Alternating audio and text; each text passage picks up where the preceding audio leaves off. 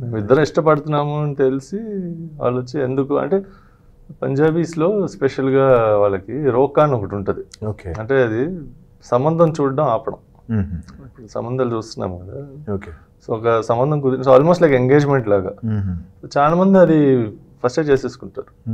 So అది మేము first roka చేసుకున్నాము. Almost after 1 year only we got married. Okay. Okay.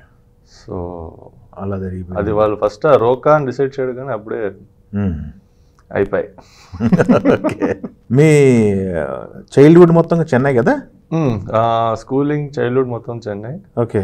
Hyderabad అయితే మేము సమ్మర్ హాలిడేస్కి వచ్చేవారం, లేకపోతే అంటే అమ్మ ఇక్కడ షూటింగ్స్ కోసం ఉండేవారు. సో నాకు స్కూల్ ఎప్పుడు హాలిడేస్ దొరికినా ఒకవేళ అమ్మ ఇక్కడ ఉంటే యూస్ టు బాగా మిస్ అయ్యేవాళ్ళు కదా.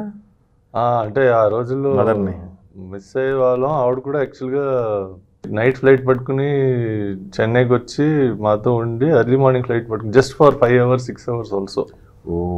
అంటే ఎక్కువ మిస్ అయ్యామంటే. సో అలాంటి రోజులు ఉంటున్నాయి.